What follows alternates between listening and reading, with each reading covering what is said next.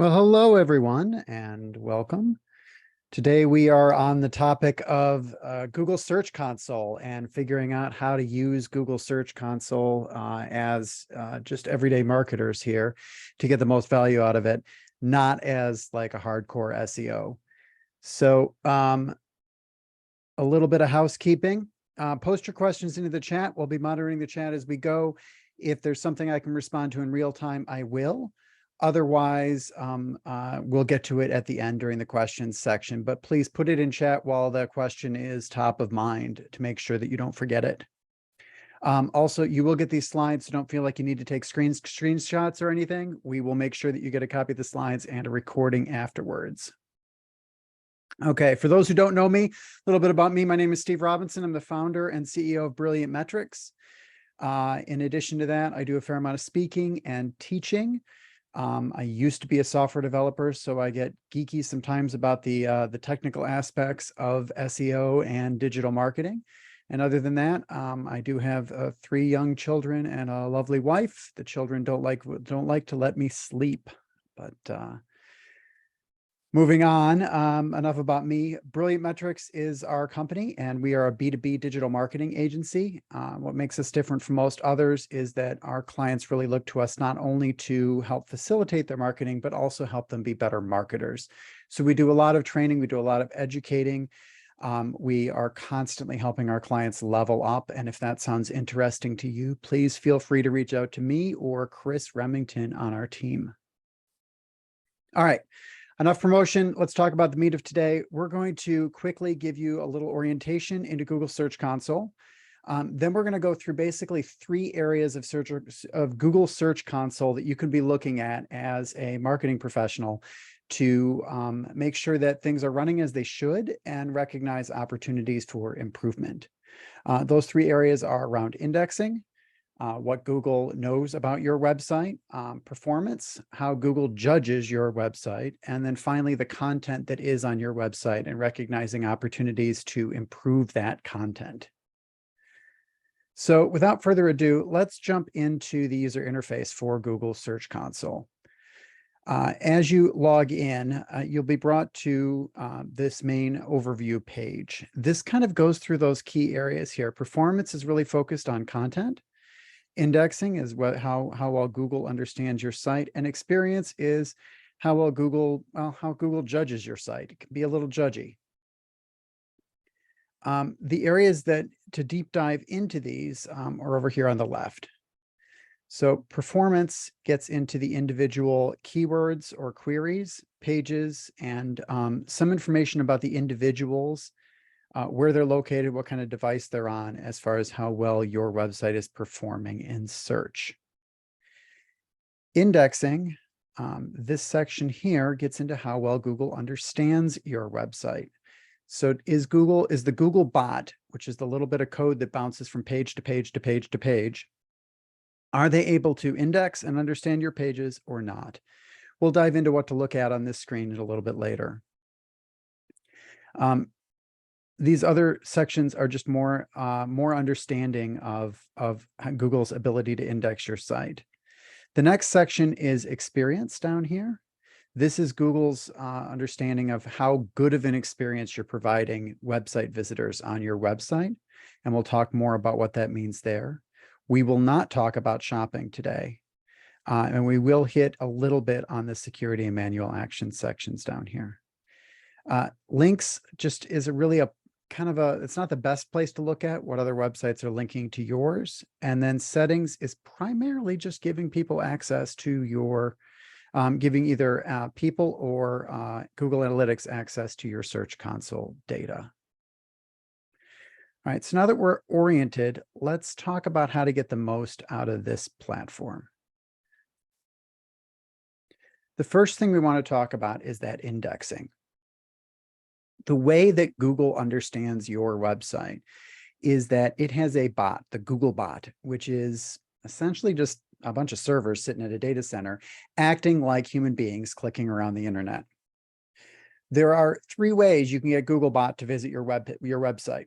One is to submit a manual indexing request. In the early days of the web, this is what you did. When you launched a new website, you went out and submitted it to Google. We don't use this very often, if at all, anymore. The second way is to give Google an XML sitemap. So that is a list of all of the pages on your website, along with their categories, in a machine readable format. You're speaking to Googlebot in machine language, in XML. Most content management systems, so WordPresses, Sitecore, Joomla, they will produce these automatically. You just need to know the magic address for them. We'll talk about submitting that a little bit later. And then the third way is they can stumble onto your site by linking from another website or another web page onto the internet. And this is the primary way that the Googlebot discovers pages. They'll ingest a page from some other website. They'll see that there's a link on that website to your website. They'll follow that link, and then the Googlebot will go and read that page. If there are any links on that page, it will go and put them in the queue to go and read the next time. As the Googlebot goes and reads these pages, the output goes in two places. It goes back to Search Console, where you can see how Google is interpreting your web pages. And it goes over here to search results, where users will discover your web page by searching Google for stuff and your page coming up in the results. Both of these rely on what's called the index, which is essentially a giant list of all of the web pages on the internet and what they're about. So your action item number one is to get that sitemap to Google. When you log into Search Console, you're going to want to make sure that you have this sitemap set up here. So what does that look like? Over here under sitemaps, you'll see there's an opportunity here to submit one or more sitemaps. For most websites, you're going to submit one and only one sitemap. There are rare instances where you will need to submit multiple sitemaps to the Googlebot. But for most websites, this will just be one. And this is a URL that is, it's a website address for an XML file. So browsers, when they show web pages, show HTML files.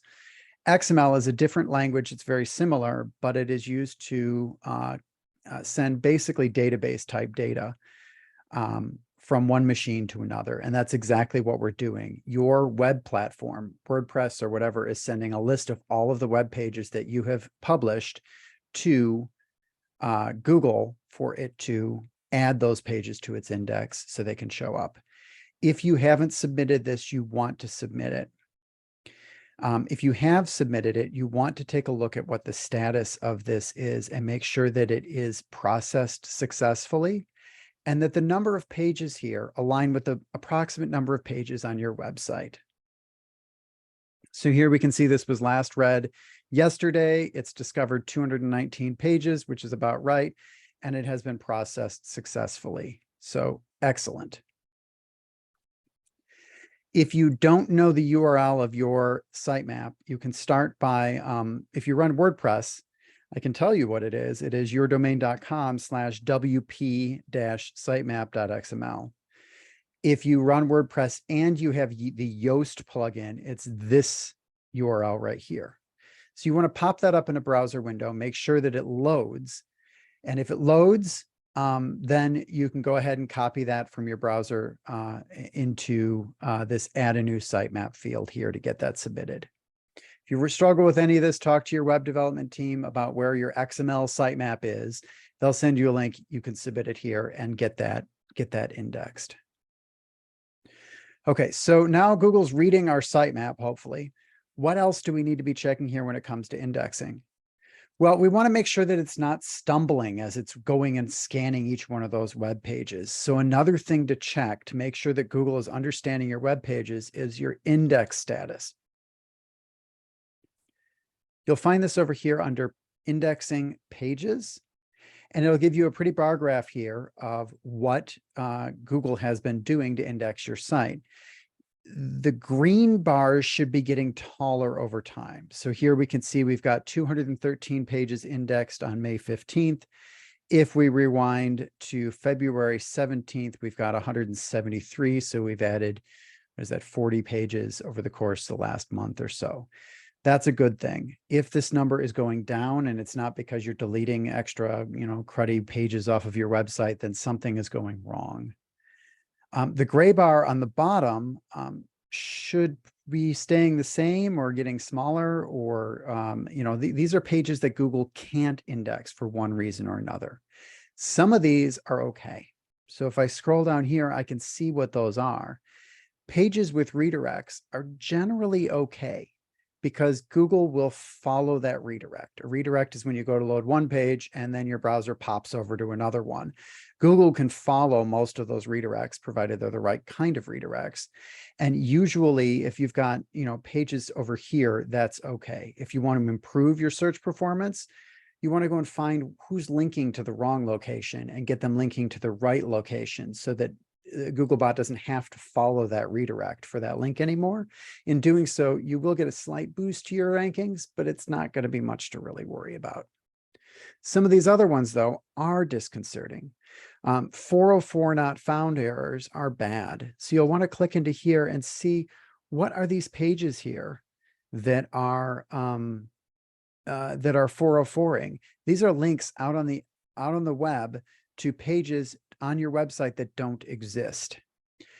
If they do exist, but not at this address, you want to get them redirected. If they don't exist, you want to try and figure out, well, who's linking to these dead links and try and get them cleaned up. Sometimes if you click into these, you can see a little bit more information about where it got that link from. So in this case, we actually have a page on our website that is linking to this non-existent one. We'll want to get that dead link cleaned up. In other cases, you just have to kind of hunt around and try and figure out where that link is coming from, or use a different tool to go and figure it out. Either way, 404s are bad. You want to clean up those 404s. You want to clean up anything that is no index or blocked by robots.txt that you want indexed. These are two ways you can tell Google to ignore certain pages on your website. And if you're telling it to ignore pages that it shouldn't be ignoring, well, then you probably want to get that fixed. So talk to your web developer about those pages. Soft 404s and 500 errors are also pages that you want to get cleaned up right away. And you'll find those again over here under pages. Scroll down. You might need to show more rows here to get all of them. But all of the different reasons why you might have a page blocked will show up here. Okay, so we submitted a sitemap. We've checked to make sure Google can read our pages. Google can read our pages well. Everything is going well there. What's next? Well, next, we want to make sure that we are providing a good experience to website visitors, because Google has learned that if they want to stay competitive as a search engine, they need to only link off to websites that provide the best experience. Otherwise, people will use other search engines if they can get a better experience by clicking on those search results. So how do they do that? Well, they've got three metrics that they look at. When Googlebot goes and visits your web pages, Googlebot is not only figuring out what those pages are about, but it is harshly judging your website's experience. It's looking at three things. And they are these fun, obscure acronyms here of LCP, FID, and CLS. So LCP, or largest contentful paint. Here, the Googlebot is seeing how fast do the biggest things on your web page load, the stuff that takes up the most screen real estate. And if the things that take the most screen real estate load really quickly, that's a good experience, because then, it might fill in the gaps of some little things around the edges, but the users of your website are going to be able to get the big stuff, the stuff they came there to read or look at quickly. The second thing it's looking at is this first input delay. And that says, well, if my first input delay is good, then everything is usable right away on that web page. People can start clicking on the buttons even as other stuff is still loading. If it's bad, then everything is non-responsive for a split second, or maybe even a couple of seconds after that page loads. The third thing it's judging is this cumulative layout shift. If you've ever been on a web page and started reading something, and all of a sudden the whole screen starts flipping around as it finishes loading that page, and the thing you were reading jumps way down, That's a cumulative, that's a layout shift. And Google tracks the number and I don't know, the craziness of those layout shifts over time and gives you a score. And so you want to reduce the number of those layout shifts so that the stuff that loads on the page roughly stays put as somebody starts to read it, even if that page is still loading.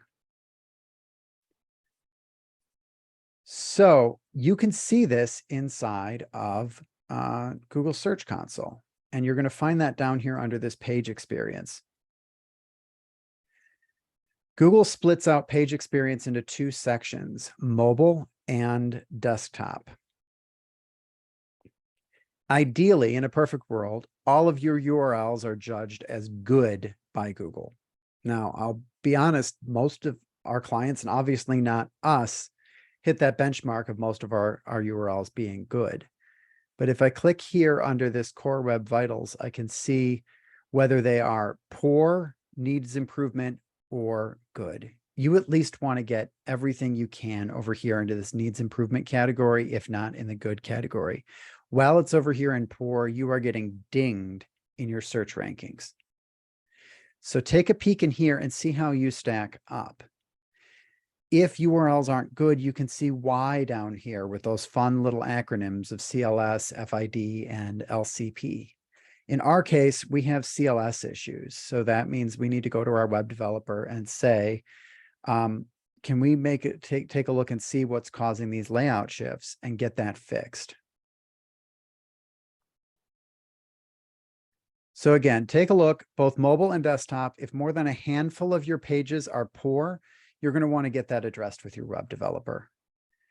If you want to invest more money into getting your search engine rankings even higher, then go ahead and ask the web developer to move as much as they can from needs improvement and poor all the way to good.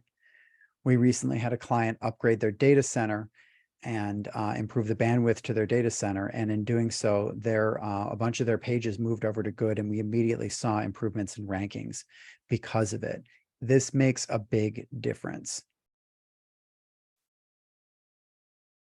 Okay.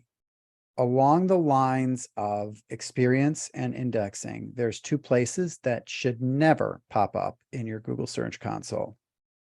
And those are down here under security and manual actions. Manual actions happen when either a machine or a human being at Google detects that you did something like really wrong. You tried to trick Google in some way, shape, or form, and they will apply a manual action to your account and pull your pages out of the search results. There should never be an issue here. And if there is, it means that you probably hired somebody for SEO that did some really shady things and they came back to bite you. Google also has an obligation to its users never to surface a search result that has a virus on it. So if you pop under security issues, it means that your site's been hacked and you're going to want to get that addressed right away. We rarely see issues on either of these, but they do happen. And it's good to make sure, especially if you've got an issue where you feel like you're really not performing in search, you definitely want to check and see if anything happened on either of these.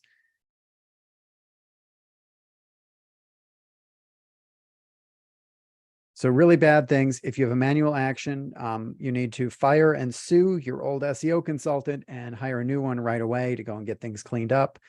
If you have security issues, you need to notify your web developer to get those, get that virus or that malicious code off of your website. Okay, now for the fun part, optimizing content. When you come into Google Search Console, it's going to give you a graph that goes up and down pretty wildly, usually on a weekly cadence. And it's really hard to spot trends or understand what's going on inside that graph. So we have found that to get effective information from this performance section, you really need to put this into some sort of motion here. The easiest way to do that is to simply come in here and set up a comparison date range. If your company is not really seasonal, you're going to want to run the last 3 months or last 28 days to the previous period, depending on how much work you've done recently to your web page. If you have a lot of seasonality going on, then you'll want to do a year over year. So we usually do last 3 months or last 28 days, depending on how frequently we're coming in here to check on how things are doing. I'm going to run last 3 months for demonstration here, and you'll see that we can see how many clicks we got in the last 3 months versus the previous 3 months, how many impressions we got in the last 3 months versus the previous 3 months, what our click-through rate has been, and what our position is. For these three, a bigger number is better. For average position, a lower number is better. So first position being the top of your search results. By putting this into date comparison mode, I can see that we've lost some ground here in the last quarter. We were at 5,300 clicks in last quarter. Compared to this quarter, we're only at 47 or 4,800. That makes sense. We had multiple jobs posted last quarter, and that drives up our search engagement significantly when we do that. I can also see how many impressions we got and what our average click-through rate has been, as well as our average position. So in addition to not having those job postings out there, we see that our average position also went up, which means we lost some ground on some of our web pages. In a second, we'll dig into what those web pages might be and how we might fix that. So it's good to get a general picture, a general overview to see how search results have changed recently, just by looking at these numbers quarter over quarter. So look at those overall trends. Are you improving? Are you declining? And if you're declining or improving, then start digging in to the next section here on exactly how you might be improving or declining. And that brings us to action item number 6. Let's start looking at the queries, the keywords that are important to us and the keywords that have been changing most recently. So for this, I'm going to scroll down to these queries here. I'm just going to clean this up a little bit. By checking these boxes and unchecking these boxes, I take the data off the graph. I also take the data off of the query list down here. I'm just going to zoom in a little bit and make this a little bit bigger. So for us, we have a blog post out there about the peso model for marketing that happens to perform really, really, really well for organic search for us. Matter of fact, it is a big chunk of our searches. But I can see here that at least for the phrase peso model, the number of clicks went down. It dropped 276 from this period to the previous period. Well, that's interesting, but that's not the only query we have for peso. We actually have a bunch of these peso posts here. So let's take a look at how peso did overall. I can do that by putting a filter for that query. And when I do that for queries containing the word peso, I get only those queries containing the word peso. And here I can see that the last 3 months were down compared to the previous 3 months. We see the same thing with impressions. So we showed up in search results less, we got fewer clicks, but this is where things get interesting. Our position got better by 0.2, and our click-through rate got better. So for the queries we are showing up for, more people are clicking on our blog post. Well, what that says to me is that there are probably just plain fewer people searching for peso model this quarter than there were last quarter. And if that's the case, I'm not too worried about the decline on that particular keyword, because we're still performing well and our position actually got better.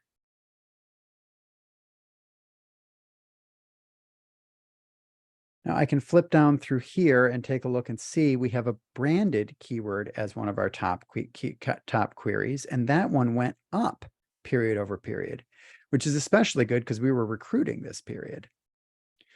So that period over period improvement is a good thing. If I wanted to dig in a little bit more, I could check and see if there are other branded queries containing brilliant metrics here.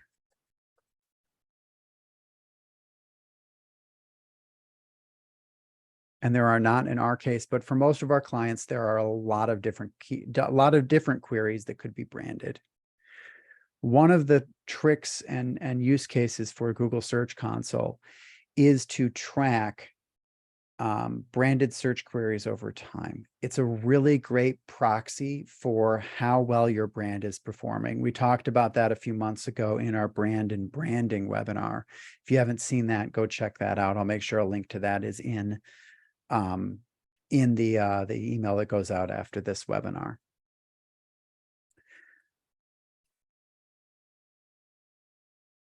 Now I'm going to come down here to this digital strategy keyword. This one dropped by 15. If I just click in on that keyword, it'll automatically put a filter on that keyword up here, and I can see all of the data up here. And here we can see that total impressions dropped. We can see that clicks dropped.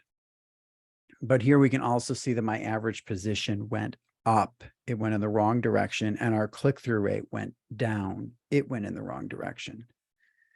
So if this keyword is important to us, and it is, then we want to look at what can we do to improve this click-through rate and get it back where it needs to be. That's going to come through optimizing the title of the blog post or landing page that's linking to, the meta description for that page, which are the two things you can do to influence how it shows up in search. And then just brushing up that post will likely improve its search position, because Google will, rank things based on recency as well as relevance, as well as authority. Authority really comes from other things like mentions of your brand name and backlinks to your website.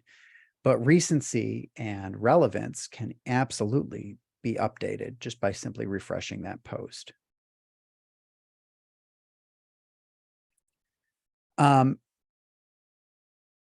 The other thing that we like to look at, so we took a look at queries. We took a look at our most important queries. We noted whether they were going up or down and why by looking at these numbers up here.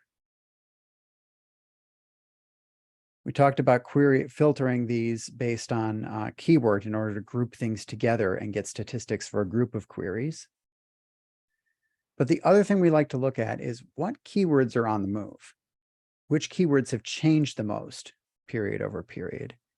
And you can get to that by simply, instead of sorting by the most clicks, sort by the most clicks difference. So here we can see that, again, Brilliant Metrics actually increased some of the most of all of the keywords, which is great. More people are looking for us. Yay. We can see that peso increased a bunch as well. I think that those just kind of shifted around, because when I flip the other direction, I also see the peso stuff also decreased. And then this digital media strategy keyword we dug into is another one that also dropped the most. Our GA4 keyword dropped a bunch because, well, GA4 was a really hot topic last quarter. Most marketers have responded at this point. So you can take a look and see what are your movers and shakers in your keywords by sorting on this clicks difference to get an idea there. And then any of these that you want to dig into, you can just click into here. And here we can see our click-through rate went through the floor, as did our average search position. And our impressions actually went up. So I was wrong. There are more people searching for this. We're just getting beat out by competitors.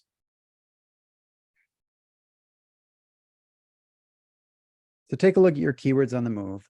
The other thing that you might consider looking at is doing the same thing, but based on pages, and just doing that same set of searches here. So I'm going to remove my filter. I'm going to take a look at my pages and which pages have had the most clicks. No surprise that peso page has the most clicks here. And then which pages have changed the most. Either improvements, which are positive numbers, or declines, which are negative numbers. This is another way to check and see what has been improving or declining from a content perspective and which pages you need to work on.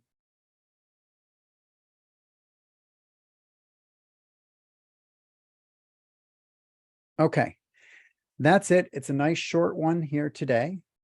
What questions do you guys have for me? Let's get those questions into the chat.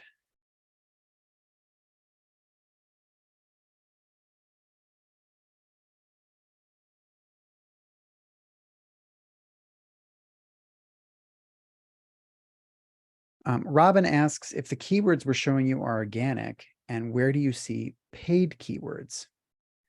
And the answer is yes, all of these keywords are organic.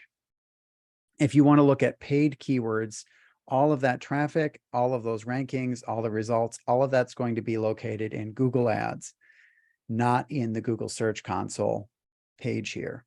Now, you can pull both Google Ads and Google Search Console into Google Analytics, and I recommend you do if you're running paid search ads, as well as you're trying to optimize your organic SEO. Go ahead and link both of those with GA4 so you can see that data in Google Analytics in the same place. But otherwise, you have to log into these tools separately to see organic versus paid. Any other questions?